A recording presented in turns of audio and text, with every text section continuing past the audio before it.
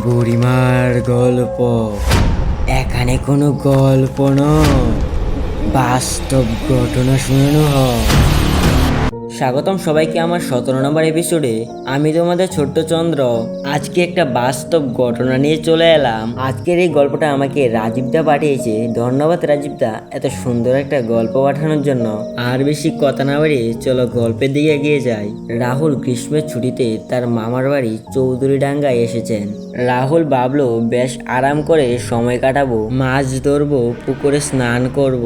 কিন্তু তার মামার বাড়ির পাশেই ছিল একটা শ্মশান ঘাট। প্রথম রাতে একটা আজব ঘটনা ঘটলো। রাহুল তার মামার বাড়ির বারান্দায় বসেছিল। শ্মশানের দিকে তাকিয়ে হালকা একটা সাদা আলো দেখতে পেল।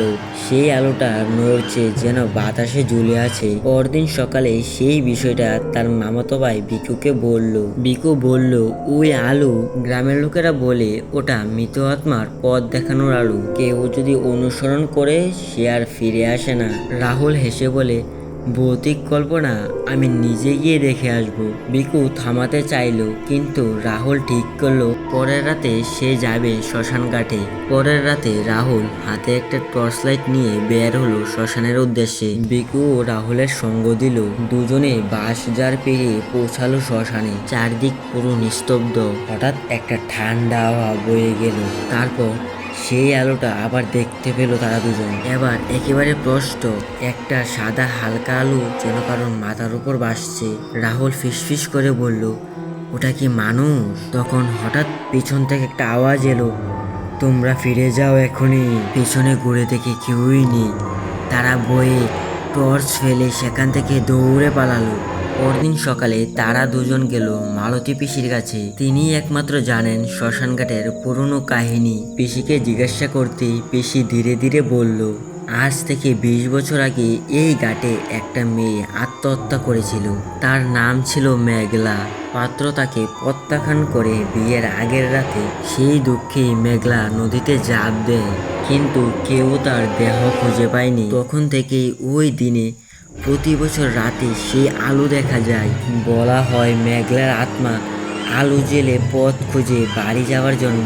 রাহুল জিজ্ঞাসা করলো, কেউ কি ফিরে এসেছে?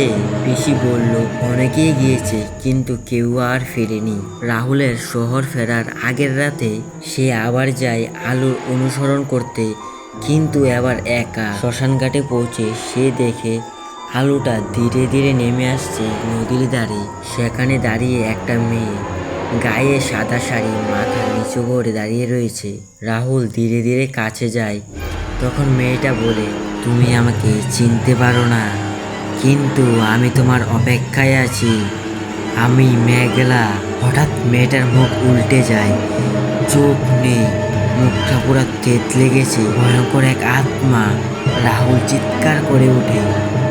পরদিন সকালে গ্রামের লোকজন একটা কাপড় খুঁজে পায় রাহুলের। সে আবার ফিরে আসে বিকালে, কিন্তু পুরো চুপচাপ, কথা বলে না, চোখ দুটো পুরো ফাঁকা। হরিদাস কাকা বলে, সে ফিরে এসেছে ঠিকই। যেটা ফিরে এসেছে সেটা আর শুধু রাহুল নয়। গ্রামের লোকেরা আজও বলে, কেউ যদি মেঘলার আলো দেখে চোখ ফিরিয়ে নাও, না হলে তুমি হয়তো ফিরে আসবে, কিন্তু তুমি থাকবে না আর তোমার ভিতর।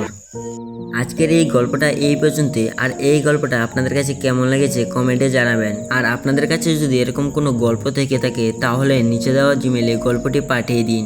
আপনাদের দেওয়া গল্পটি আমি ভিডিওর মাধ্যমে তুলে ধরবো। অসংখ্য ধন্যবাদ সবাইকে ভিডিওটা শেষ পর্যন্ত দেখার জন্য।